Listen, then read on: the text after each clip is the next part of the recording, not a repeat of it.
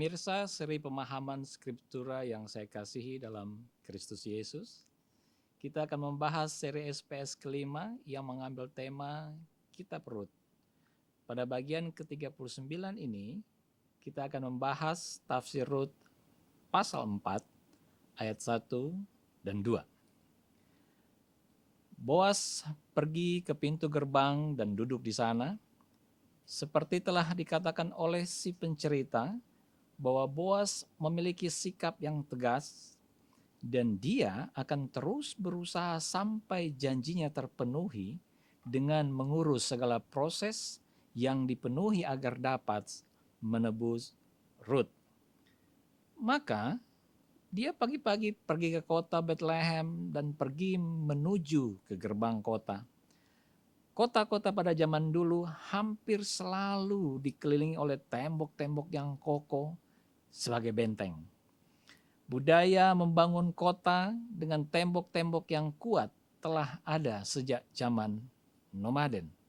Hal ini merupakan hasil dari pertentangan yang berjalan sangat lama antara suku-suku bangsa nomaden dan penduduk-penduduk yang menetap.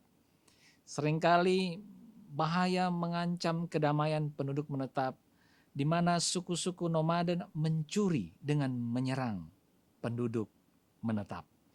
Sehingga tidak mustahil setiap membangun sebuah tempat pemukiman, para penduduk menetap akan membangun tembok keliling terlebih dahulu. Dan tembok ini menjadi benteng bagi mereka dari penyerangan dan pencurian yang dilakukan oleh penduduk kota. Berikut ini sebuah gambar dari sebuah relief dari Nimrud yang adalah sebuah gambar kota Astarot yang terletak di sebelah timur Danau Galilea yang berasal dari zaman Tiglat-Pileser III. Diperkirakan tahun memerintah 745-727 sebelum Masehi. Dari relief tersebut terlihat bahwa sebuah kota dibangun sangat kokoh untuk melindungi para penduduknya dari serangan musuh yang datang dari luar. Salah satu bagian sangat penting pada bangunan kota berkubu adalah gerbang kota. Pada kota besar, biasanya gerbang kota berfungsi sebagai menara pengintai yang selalu dijaga oleh pasukan. Oleh karena itu, gerbang kota pada kota besar seringkali dijumpai ruangan-ruangan untuk beristirahat para penjaga kota itu. Para penjaga inilah yang bertugas untuk membuka dan menutup gerbang kota. Berikut sebuah gambar yang mengilustrasikan sebuah gerbang kota Hazor pada masa Salomo dengan 6 ruangan bagi penjaga. Oleh karena terkepung oleh tembok, maka pola hidup masyarakat kota sangat-sangat eksklusif. Proses sipilisasi pun berjalan dengan baik, termasuk proses jalannya hukum sipil. Pada masa damai, gerbang kota menjadi tempat yang sangat penting bagi proses sipilisasi ini. Di samping ruangan-ruangan untuk penjaga, halaman pintu gerbang juga sangat penting. Halaman pintu gerbang ini seringkali digunakan untuk tempat berkumpul para tua-tua kota yang memimpin dalam proses sipilisasi. Dalam budaya patriarkis, hanya kaum laki-laki saja yang berkumpul, seperti halnya sumur sebagai tempat berkumpul kaum perempuan. Mereka biasanya duduk di bangku-bangku yang disediakan di halaman itu. Mereka berfungsi menjadi hakim yang memberi keadilan bagi orang-orang yang membutuhkan keadilan. Jadi, gerbang kota adalah tempat pertemuan utama dalam proses sipilisasi, dan gerbang kota sekaligus juga sebagai tempat orang ingin memperoleh perlindungan hukum. Oleh karena itulah budaya pengadilan berjalan dengan baik dan biasanya dilakukan oleh masyarakat kota di pintu gerbang kota ini. Pada waktu itu Boas pergi ke gerbang kota untuk mencari keadilan bagi Rut. Dalam budaya patriarkis yang berinisiatif untuk menebus haruslah dari pihak laki-laki.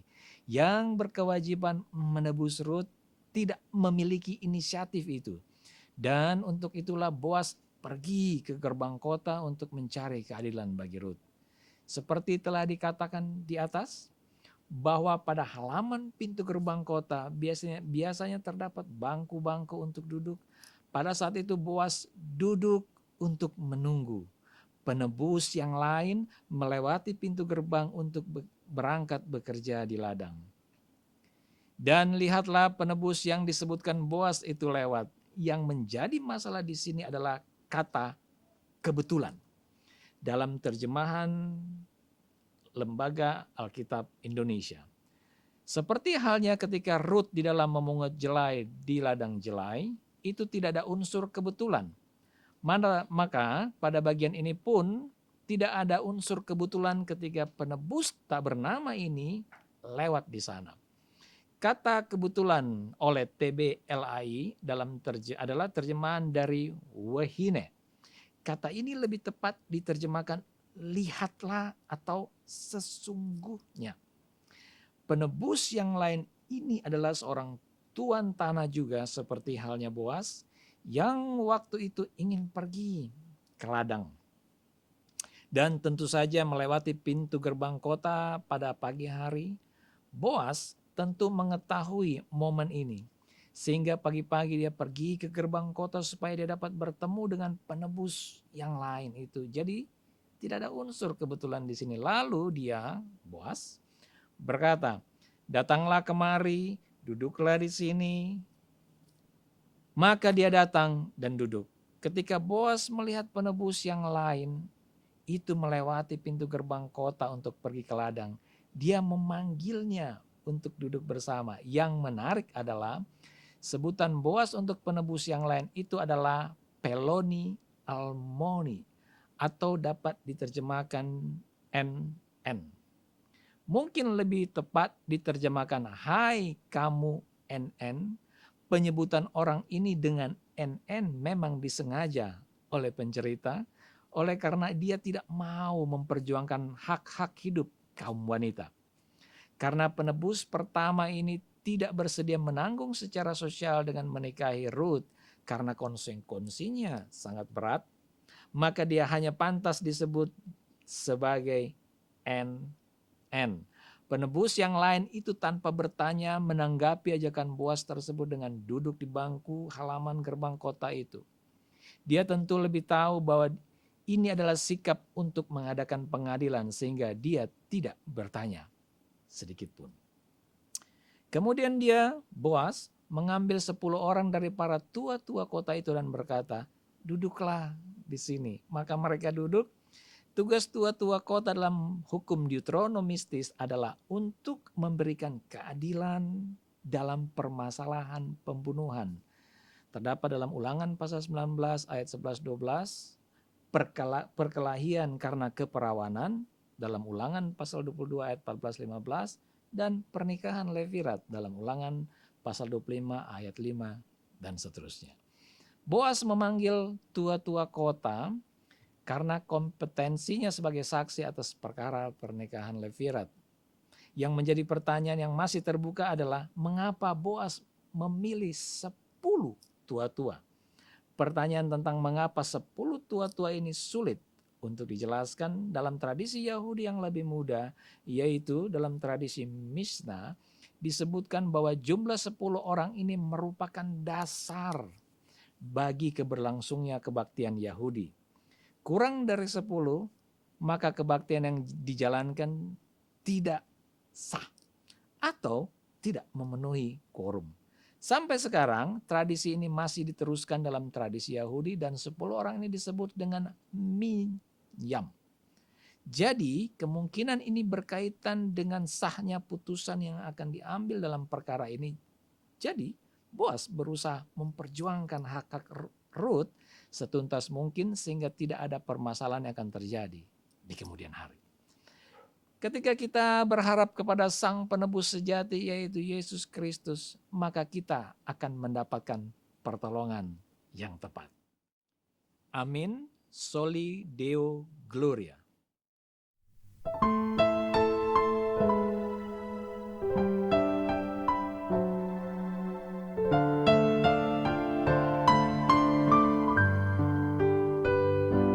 Dunia ini bukanlah rumahku,